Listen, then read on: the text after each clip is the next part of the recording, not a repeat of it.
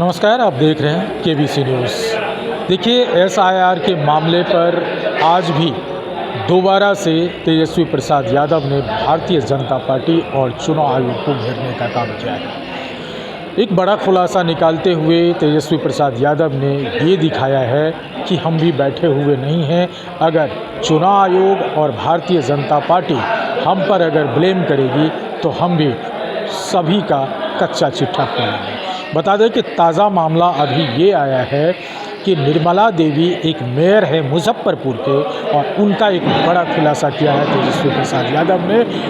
उनके दो EPIC number वहाँ भी दिखे गए। साथ ही बता दें कि जो भारतीय जनता पार्टी के प्रभारी हैं भिखू भाई, जो गुजरात से आते हैं, वो पटना में भी उनका इपिक आईडी है और गुजरात में भी है। हालांकि उन्होंने खंडन किया कि वहाँ गुजरात में कैंसिल करवा दिया गया है। लेकिन ये सबसे बड़ा सवाल है कि जो एनडीए की सरकार लगातार तेजस्वी प्रसाद यादव को कटघरे में खड़ा करते रहे, वो आज खुद सामने निकल के आ रहा है और वो खुद कटघरे में खड़ा होने को मजबूर है। अब देखना होगा कि सबसे पहले आप ये समझिए कि तेजस्वी प्रसाद यादव किस किस बातों का खुलासा कर रहे हैं। पहले आप सुनिए। एसआईआर का मामला जो है सुप्रीम कोर्ट में चल रहा है और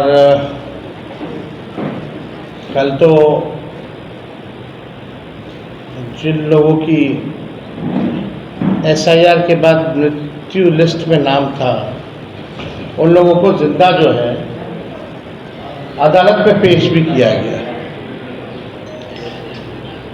देखिए, ये एक गंभीर मामला है। वोट की चोरी लोग कह रहे हैं। चुनाव आयोग जो है वोट की डकैती कर रहा है बीजेपी के इशारे पर। बीजेपी के अंधभक्त लोग जो हैं वो कहते हैं कि मोदी जी का करिश्मा है जो चुनाव जीतते जाते हैं, चाहे किसी भी राज्य में हो। लेकिन सच्चाई ये है कि वोट की डकैती पुरजोर तरीके से हो रही है। अब जब खुलासा होने लगा है तो बीजेपी की बोलती बंद है। आज तक इलेक्शन कमिश्नर जो है प्रेस कॉन्फ्रेंस नहीं किए हैं। आज तक ऐसा कभी नहीं हुआ।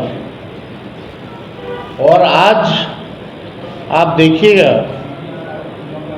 कि कुछ और एसआईआर में जो प्रक्रिया में जो खामियां रही हैं उसको भी हम लोग जो है उजागर करेंगे। लेकिन पहले बीजेपी का एक फॉर्मूला होता था चुनाव हराने का। सीबीआई, ईडी, इनकम टैक्स को लगाया जाता था। जब ये सब बेकार हो गई एजेंसियां, तो इलेक्शन कमीशन को जो है आगे जो है किया जा रहा है। वोट की चोरी, वोट की डकैती इलेक्शन कमीशन ने 2020 में भी किया था। हम लोगों का जो मात्र जो डिफरेंस जो था वो डिफरेंस 12,000 का था, और 12,000 में हम लोगों को 10 से अधिक सीटें जो है हरा दी गई 2020 में। कोई 12 वोट से, कोई 50 वोट से, कोई 100 वोट से, कोई 500 वोट से। इस तरह से कई सीटें हम लोगों को हरा दी गई।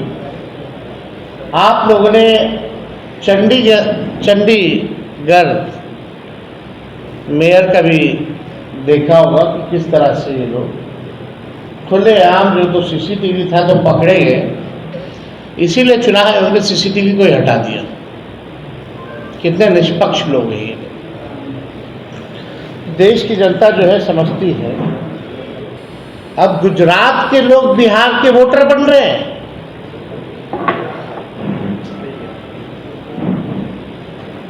जो भाजपा के प्रभारी है भिखू भाई, वो पटना के वोटर बन गए हैं। ठीक है, उन्होंने आखिरी वोट जो है गुजरात में दिया था 2024 में, लेकिन वो पटना के भी वोटर बने हुए हैं। नाम उन्होंने कटवा लिया गुजरात में, वो ठीक है। लेकिन आप समझिए कि 5 साल हुआ नहीं कि आप जगह बदल बदल के वोट दे रहे हैं। तो भिखू भाई जो है प्रभारी है भाजपा के, अब वो पटना के वोटर बन गए। अब पता नहीं पटना बिहार का चुनाव खत्म होगा तो फिर नाम कटवा करके कहाँ के बन जाएंगे, ये तो वही बता पाएंगे। लेकिन इन लोगों का षड्यंत्र जो है आप सब लोगों को समझना पड़ेगा कि किस हिसाब से भाजपा के लोग जो है बड़े पैमाने पे जो है बेईमानी इलेक्शन कमीशन के साथ मिलकर के ये लोग कर रहे हैं। तो आपने सुना तेजस्वी प्रसाद यादव ने वोट चोरी का आरोप लगाते लगाते अब वोट की डकैती का भी बात कह रहे हैं भारतीय जनता पार्टी पर, और साथ ही चुनाव आयोग पर भी कई ऐसे सवाल खड़ा किए। सुप्रीम कोर्ट में जो कल सुनवाई थी उसमें ये भी जाहिर कर दिया गया कि वहाँ जो गहन पुनर्निरीक्षण हुआ था उसमें जो मृत पाया गया था, मृत घोषित किया गया था, वो व्यक्ति जिंदा है और वो कोर्ट में पेश हुआ। इन तमाम चीज़ों को देख करके ये लग रहा है कि चाहे वो मुजफ्फरपुर की मेयर हो, विजय सिन्हा उप मुख्यमंत्री हो, या फिर भिखू भाई हो, ये एक घपला नहीं है, ये अपराध नहीं है तो क्या है, ऐसा तेजस्वी प्रसाद यादव का आरोप है। अब देखना होगा कि इस पर नई प्रतिक्रिया क्या एनडीए और भारतीय जनता पार्टी की तरफ से सामने निकल के आता है। कमलेश आनंद, केबीसी न्यूज़, पटना।